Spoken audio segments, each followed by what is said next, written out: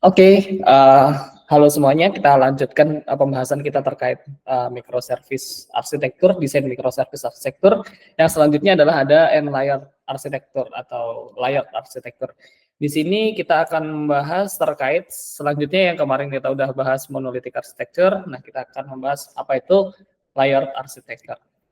Nah, kemarin kita ada problem terkait microservice yaitu code become complex over the time. Jadi penggunaan monolithic architecture ini akan membuat si sistem kita itu highly tight coupling atau saling terikat satu sama lain dan terikat yang benar-benar susah untuk dilepas. Kemudian code-nya akan menjadi susah di split untuk manajemen repositorinya dan nge-violate separation of concern. Nah, itu ada beberapa problem yang menjadikan si monolithic architecture ini agak kompleks ketika dijalankan terus-menerus dan tetap di-develop secara terus-menerus. Nah, kemudian kita baru learning ya dari programming. Ya, kita sekarang learning apa itu environment architecture. Di layer architecture ini disebut juga sebagai multi architecture atau entire architecture. Karena memang layer dari architecture ini bisa sesuai dengan kondisi ya. Kita di sini pakai dengan 3 layer dulu, yaitu user interface, business logic, dan data access.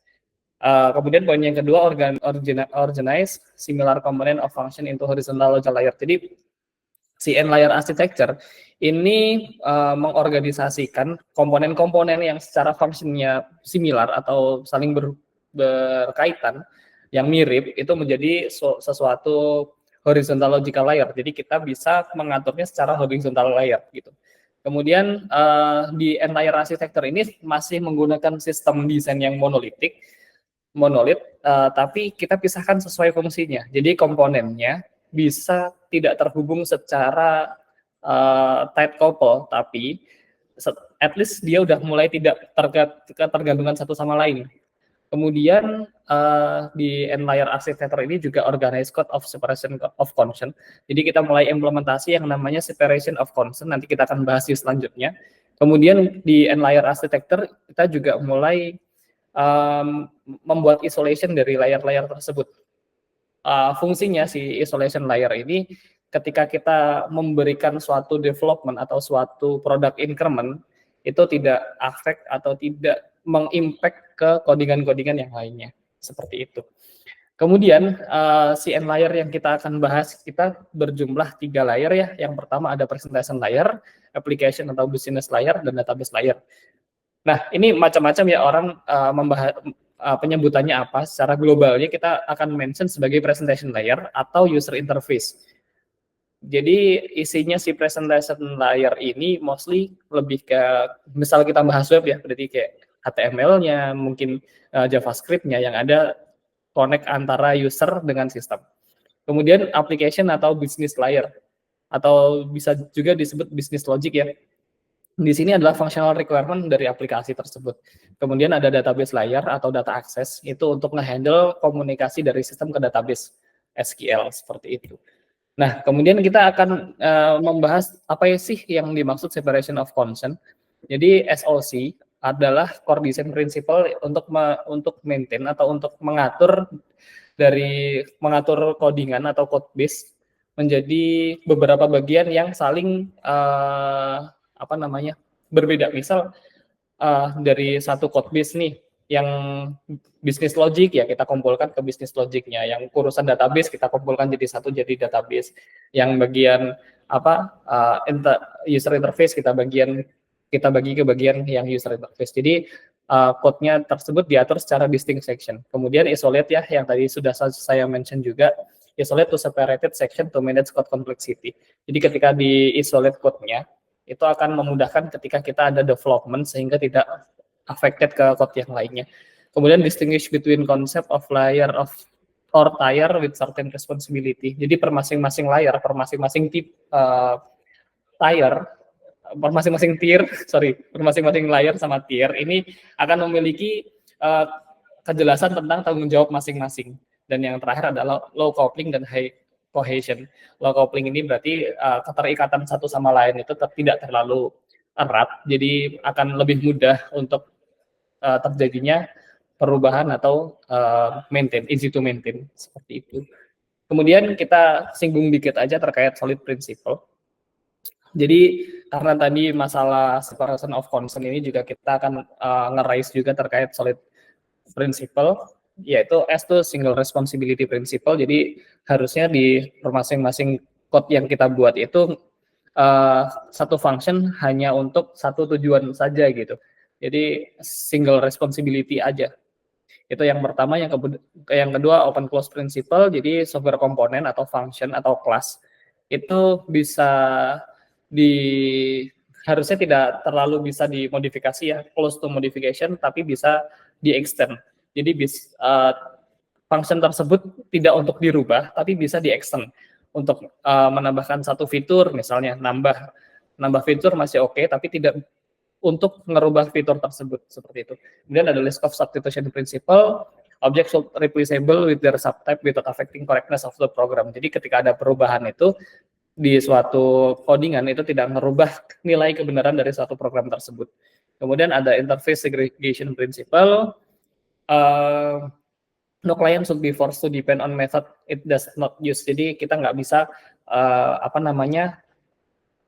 dipaksa untuk mengikuti beberapa metode yang tidak dipakai. Ini untuk semuanya nanti solid ini ada penjelasannya juga di YouTube yang lain ya. Nanti kan masuknya di YouTube. Jadi ada atau di LinkedIn postingan kita yang lain bisa dicek untuk detail solid principle-nya. Oke, kita lanjut terkait desain toolbox. Ini kita kemarin juga di microservice juga membahas di monolith awal juga membahas desain toolbox.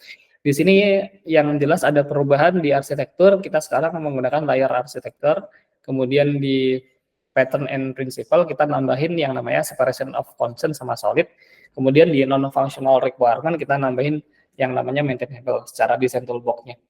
Nah, kemudian ini kemarin kita ada yang namanya monolith 1, monolith 2. Mohon maaf ini tulisannya masih salah, microservice terusnya monolith. Jadi microservice monolith 1, monolith 2, monolith 3, monolith 4. Perbedaan yang signifikan di sini terlihat dari 2 ke 3 ya. Yang kemarin kita monolith itu kan aplikasi connect ke relasi DBMS gitu aja kan. Nah, di monolith 2 ini udah mulai ada client server. Kliennya untuk user interface, servernya yang untuk logic dan lain sebagainya. Nah, dengan adanya layer monolithic architecture ini, kita mulai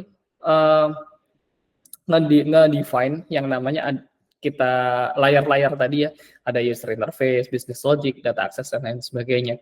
Nah, ini akan mulai bisa nge-split atau nge-maintain codingan kita sesuai dengan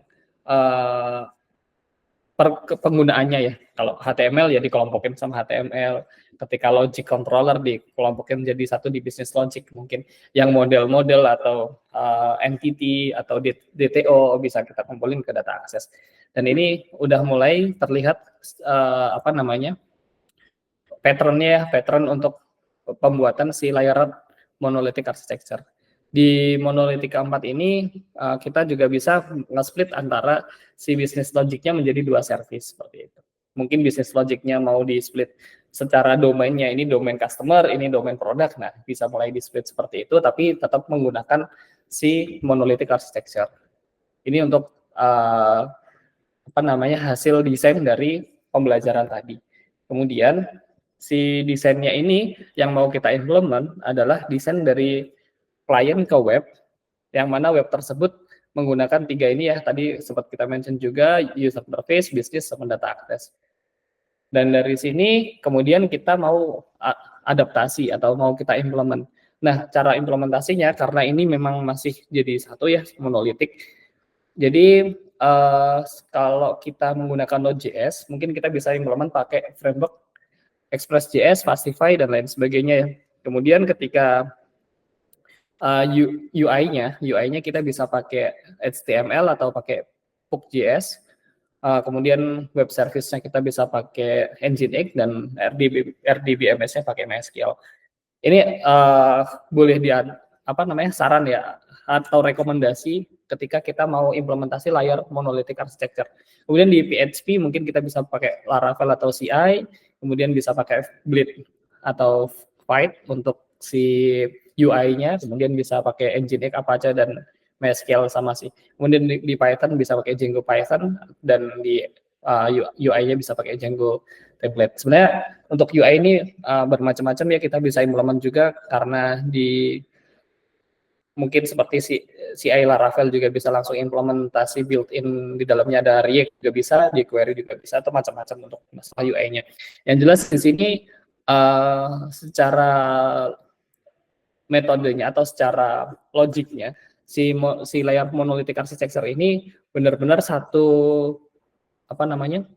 untuk secara UI-nya, bisnis logiknya, koneksi datanya itu semuanya masih dalam satu repo yang sama. Jadi implementasinya seperti itu.